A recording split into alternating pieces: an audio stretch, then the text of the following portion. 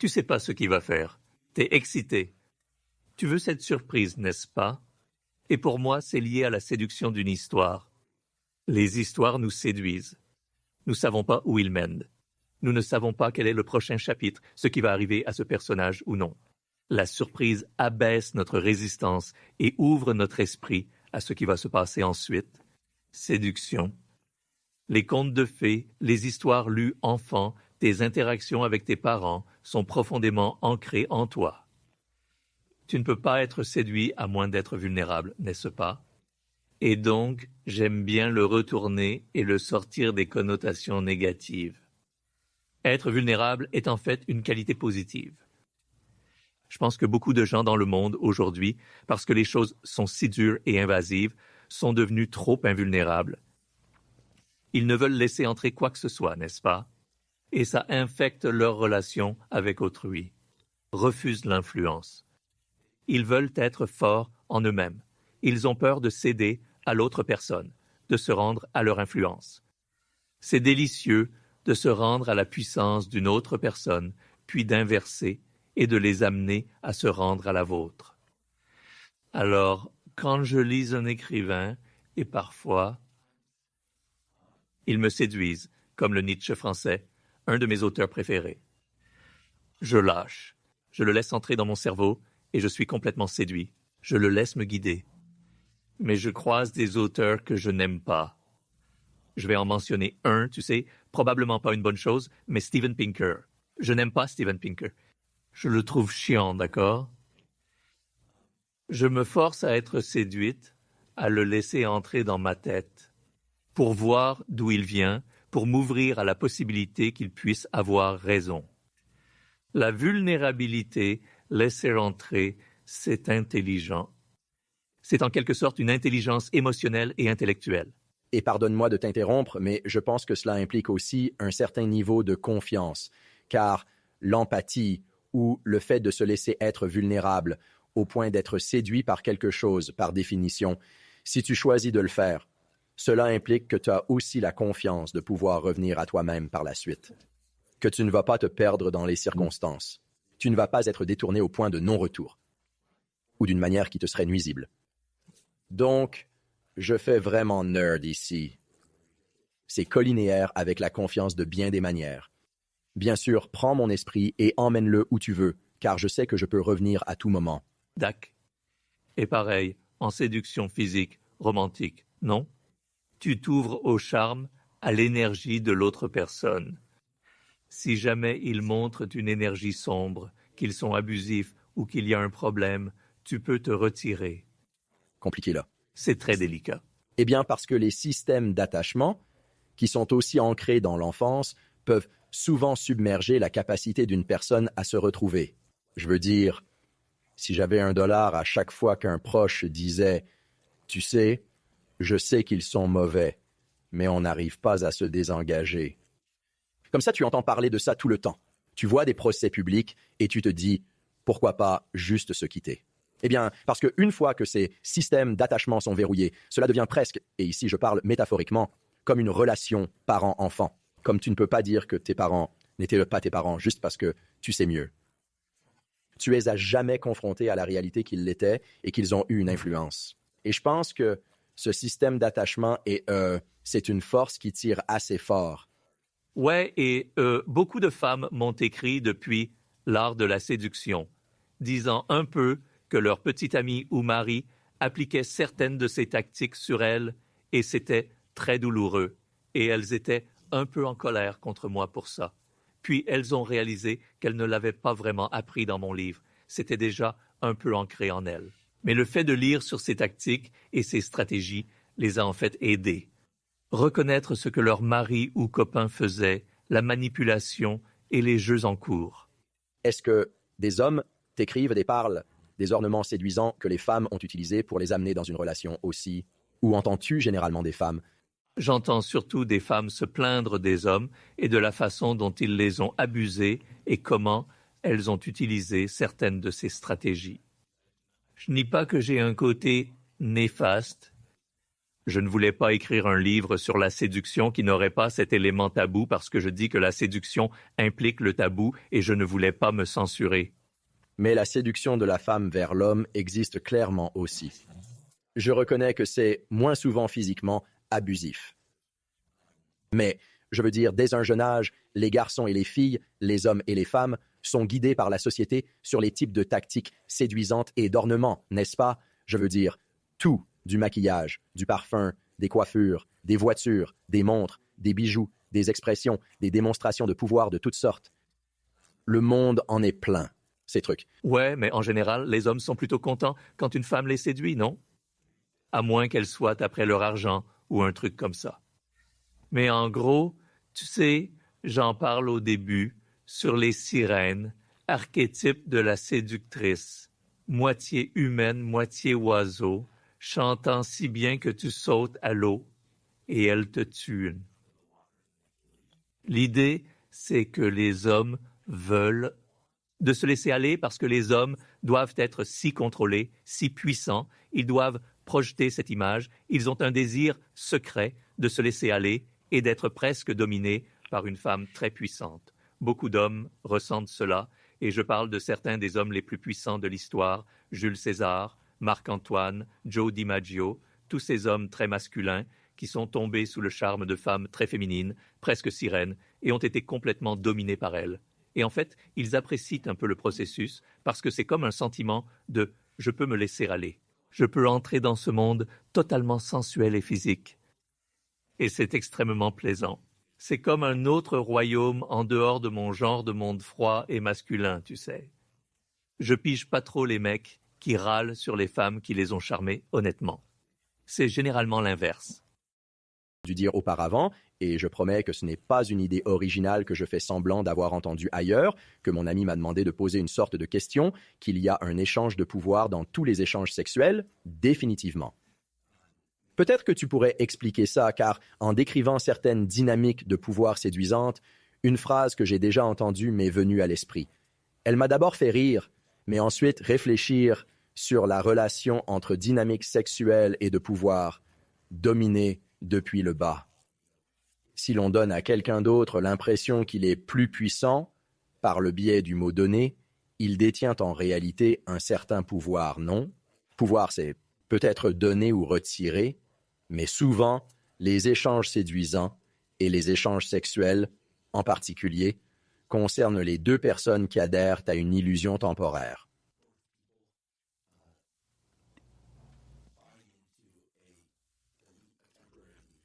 Faisons semblant que tu commandes, mais c'est moi. D'accord? Mais je sais que tu penses que c'est toi qui es aux commandes. D'accord, faisons comme si rien de tout ça n'existait et faisons X. D'accord? Et je pense que c'est un autre exemple de contrat caché, et c'est un exemple qui peut en fait créer beaucoup de problèmes a posteriori, n'est-ce pas? Mais je pense que la relation entre le sexe, la romance et le pouvoir est un domaine important à explorer dans ce contexte. Eh bien, j'ai écrit l'art de la séduction en pensant que c'était un art créé par des femmes. C'était inventé par des femmes qui n'avaient pas de pouvoir, essentiellement. Socialement, politiquement, dans tous les sens, domestiquement, hein? Mais le seul pouvoir qu'ils pouvaient exercer sur un homme, c'était par le sexe, une certaine attraction physique. Et donc ils ont développé cet art de séduire un homme dans leur monde à travers divers effets théâtraux, Cléopâtre étant en quelque sorte l'archétype de cela. Et puis, en attirant l'homme puissant dans ce monde, il a l'illusion d'être celui qui la poursuit, mais en réalité, c'est elle qui contrôle la dynamique.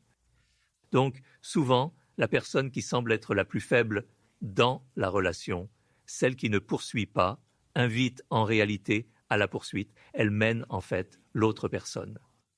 Donc, il y a beaucoup de jeux d'apparence en cours et tu ne peux jamais vraiment savoir qui exactement contrôle la dynamique. Parce qu'une personne, c'est comme permettre à l'autre de les guider. Mais le fait que tu les laisses faire, c'est un degré de pouvoir, c'est un degré de contrôle, non? Difficile à saisir. Et le sexe, le pouvoir et les relations romantiques sont très liés en nous. Tu ne peux pas l'éviter, hein? Et donc je pense que c'est un peu malhonnête de dire que rien de tout cela n'existe, que c'est comme s'il y avait un paradis égalitaire là-dehors, alors que ce n'est vraiment pas câblé en nous pour ce genre de relation.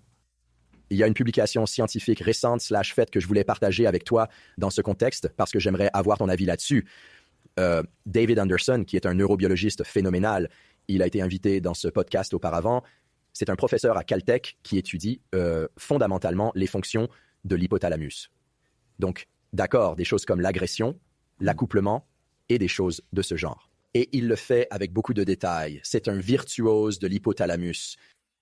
Et il a publié un article il y a 2 ans montrant qu'en effet, il existe des circuits neuronaux dans le cerveau des animaux et présumément chez les humains aussi, qui contrôlent le comportement de montée sexuelle, mais qu'il y a en fait un circuit séparé pour la montée purement non sexuelle et le pouvoir physique qui s'exprime chez les animaux.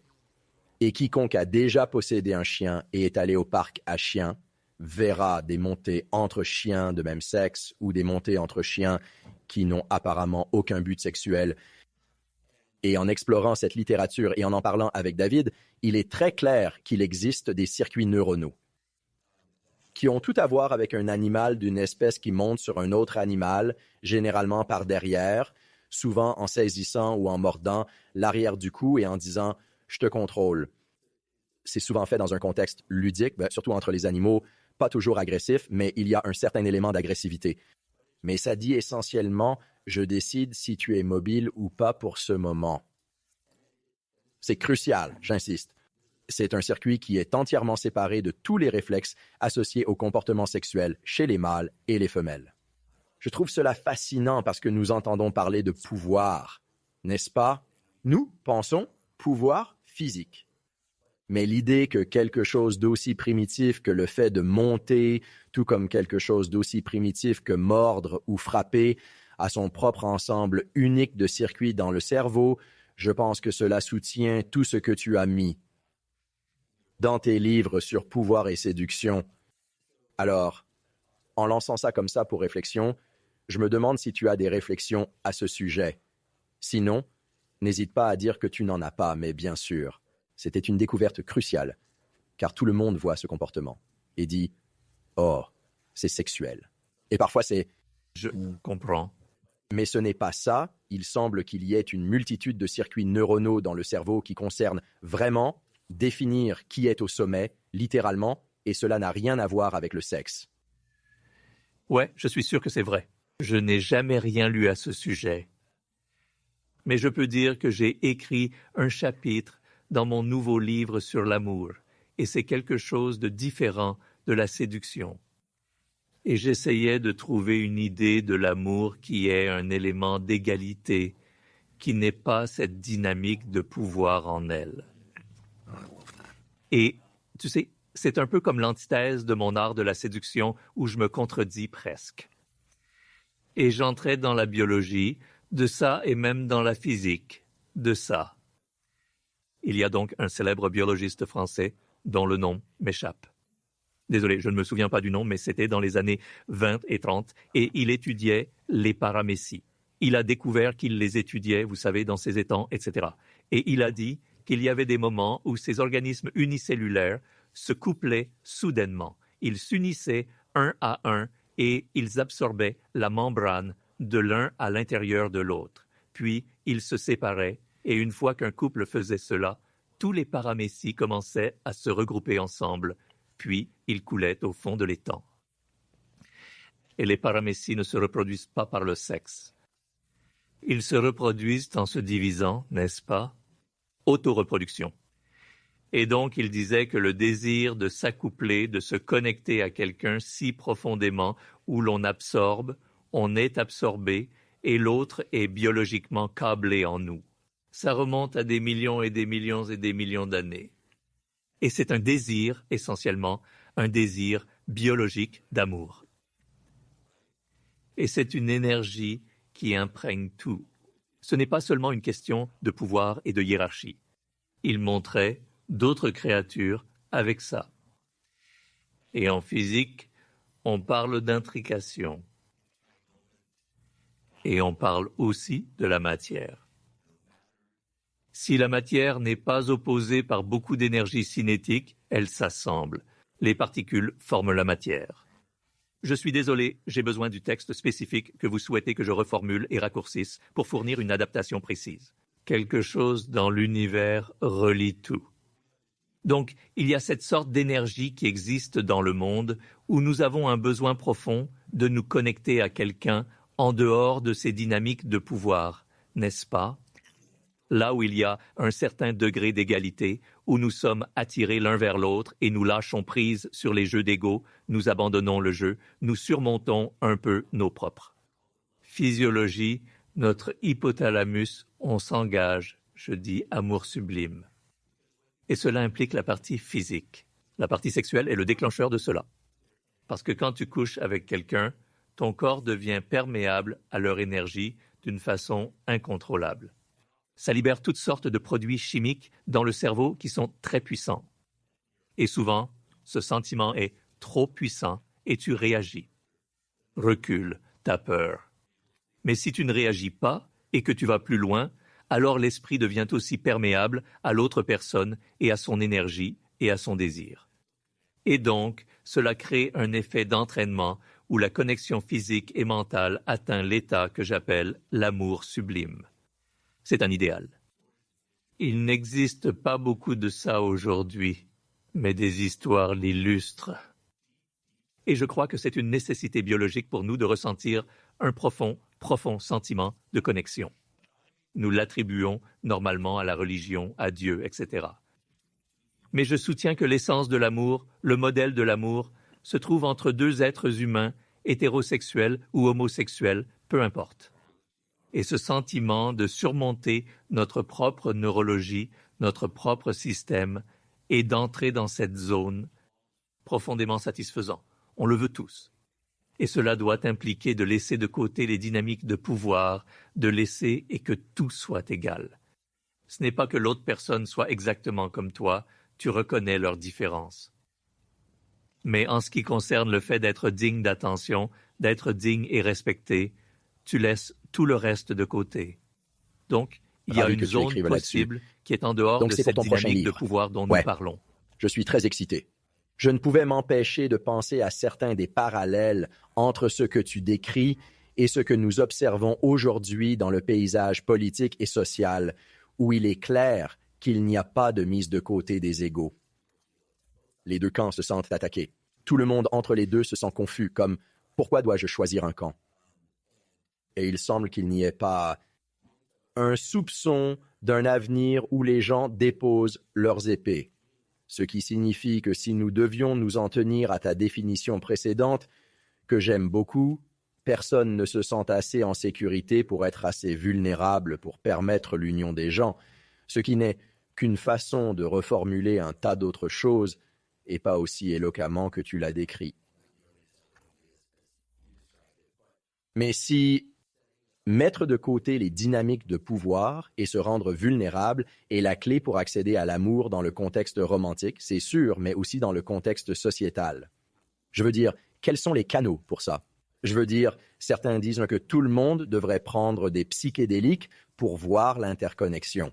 Mais cela semble être une voie irréaliste.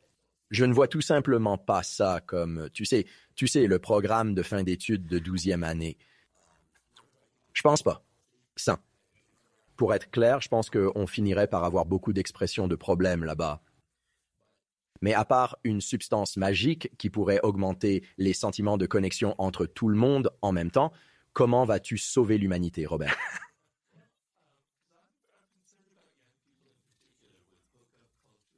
Eh bien, je suis inquiet pour les jeunes avec la culture des rencontres, la pornographie, etc. C'est un peu comme si on reprogrammait le cerveau humain et on perd ce que je viens de décrire. Et je vois beaucoup, en particulier beaucoup de jeunes, et je ne les blâme pas parce qu'ils ont grandi dans un monde très chaotique et très hostile. Je pense dans mon esprit que c'est élevé, des choses comme ça détournent le câblage du cerveau. Pardon, encore une fois, le public se dit... OK. Eh bien, je pense qu'on peut reconfigurer notre câblage. Je ne peux pas reconfigurer mais beaucoup le cerveau. de ce dont tu parles dans tes livres, c'est trouver son essence. Mais ce que j'adore aussi dans tes livres, parmi tant d'autres choses, c'est que c'est cette danse entre le câblage et le possible grâce à l'effort. Alors, pardonne-moi d'être... Non, c'est très précis. Alors ouais, comment tu nous sors de ça? Je le fais, mais tu peux le faire. Eh bien, tu me mets une grosse pression. Eh bien, j'ai essayé de le faire dans ce chapitre parce que je voulais séduire le lecteur avec l'idée que c'est quelque chose d'extrêmement agréable et d'extrêmement sain. Et le sentiment d'être vulnérable est un attribut très positif qui va infecter non seulement tes relations amoureuses, mais aussi t'affecter mentalement. Les personnes créatives sont extrêmement vulnérables. Ils sont vulnérables aux idées, vulnérables à l'environnement. Et te renfermer dans ton propre ego, en toi-même. Donc le chapitre s'appelle « Échapper à la prison de l'ego ». Et tu es un peu piégé à l'intérieur de toi-même. Tes pensées, tes désirs, comme une prison. Ça t'enferme et tu veux t'échapper d'une certaine manière. Tu fuis par la drogue, par le porno, mais ça n'échappe pas vraiment. Tu veux te libérer et sortir de ta prison? Non. Et donc, c'est un désir que nous avons tous. Et donc, je voulais le présenter comme cette dynamique incroyablement positive dans laquelle tu peux t'engager et la capacité d'être vulnérable envers les autres. S'ouvrir et dire que, ouais, il pourrait me blesser, mais je suis assez fort pour le supporter. Et s'il me blesse, j'en tirerai des leçons et je rebondirai. Et je sais que c'est un peu naïf de ma part, mais je veux que tu aies au moins ce sentiment parce que beaucoup de jeunes m'écrivent et ils disent « Je ne peux plus tomber amoureux. Je peux pas, j'aime pas ça. » Ça rend la perte de contrôle trop importante, tu sais, et beaucoup de ça. Leur schéma de comportement crée ce sentiment de contrôle que l'on peut avoir et de quand on est enfermé en soi-même. Etc., comme moyen d'éviter la peur compréhensible des dynamiques interrelationnelles.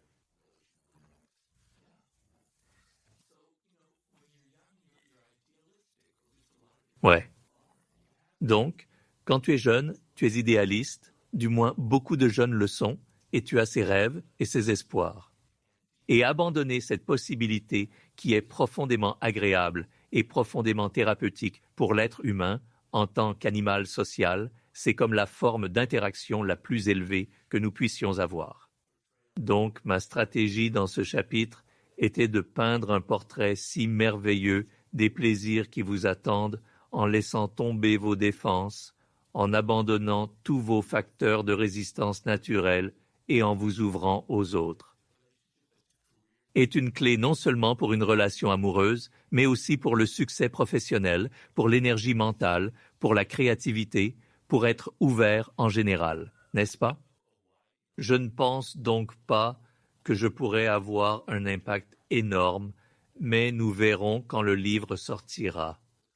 Mais je plaide pour cette idée de s'ouvrir à l'univers, au cosmos lui-même, comme une énergie qui imprègne le monde.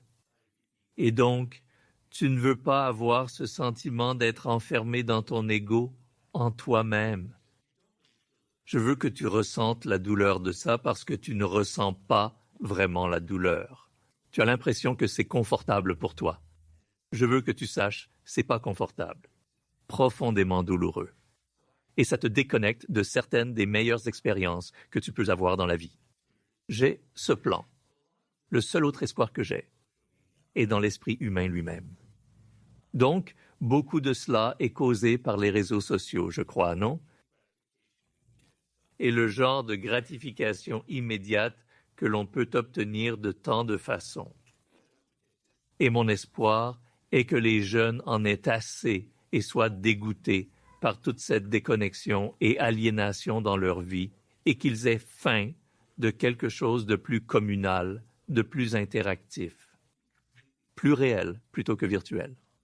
Et pour que l'esprit humain ne soit pas complètement écrasé par la technologie, etc. Espoir.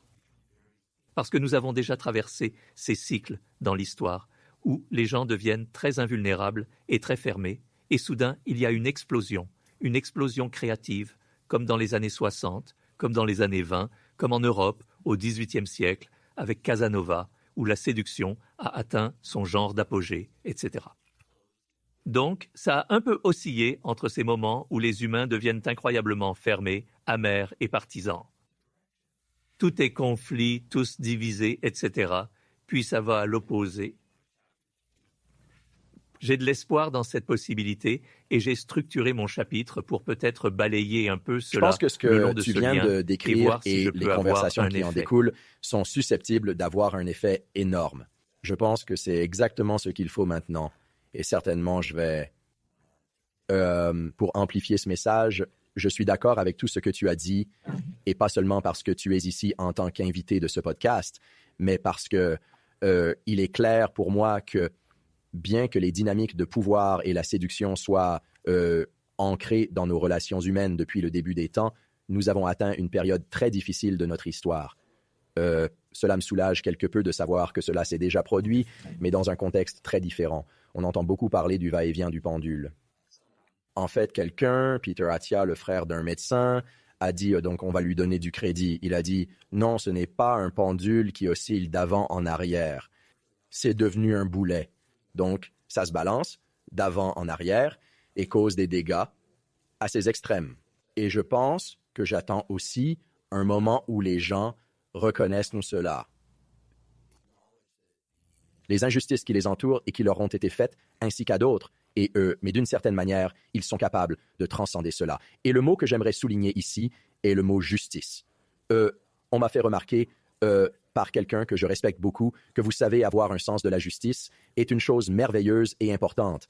Et en tant qu'humain, c'est essentiel à la façon dont nous structurons la société, mais je pense que beaucoup des choses négatives que nous voyons aujourd'hui ont à voir avec la disponibilité immédiate de la pornographie, de la nourriture à haute densité calorique, etc., un tas de choses comme ça. Mais l'un des problèmes avec les réseaux sociaux, parce qu'ils ont leurs aspects positifs, mais l'un des problèmes négatifs, à mon avis, est que c'est un flux constant d'exemples d'injustice. Donc, toute la journée, vous voyez juste des choses comme ça qui vous mettent en colère et qui mettent d'autres gens en colère pour différentes raisons. Mais ce qui m'a été signalé, c'est que l'une des choses clés concernant un sens de l'injustice est d'être capable de déterminer s'il y a quelque chose que vous devriez faire à ce sujet. Et je pense que tout le monde se sent maintenant un peu détourné par toutes les injustices que nous voyons parce que nous avons l'impression que, eh bien, nous sommes censés faire quelque chose à ce sujet. Mais il se peut que, même si nous ne pouvons pas laisser passer chaque injustice, le fait d'être bombardé toute la journée par des choses qui nous dérangent détourne notre créativité. Cela nous détourne de notre véritable objectif. Cela empêche un sentiment de vulnérabilité qui pourrait mener à un profond amour et ainsi de suite. Donc, je ne pense pas que ce soit juste à propos des appâts alléchants de sexe, de nourriture et de regarder des corps et d'entendre des voix sur les réseaux sociaux. Je pense qu'il y a une certaine validité à cela, mais c'est aussi qu'il y a juste une ample opportunité de céder aux forces d'attraction de l'injustice. C'est tellement frustrant. Pourquoi ils font ça? Moi aussi, je fais ça. Je parle à des collègues. T'as vu ce truc? C'est dingue. Quoi? Fou? Au lieu de penser à quoi que ce soit d'autre à ce moment-là. Et j'essaye de me sortir de ça, mais je pense que tu ne vas pas le faire seul, mais je pense que tu joueras un rôle majeur pour nous sauver de ça. Parce que les gens ont juste besoin de se voir à travers un autre prisme et de réaliser que cela me distrait de qui je suis censé être.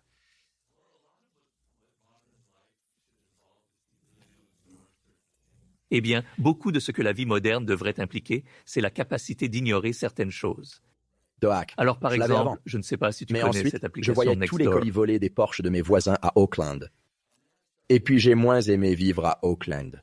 J'adore Oakland. Elle a ses problèmes.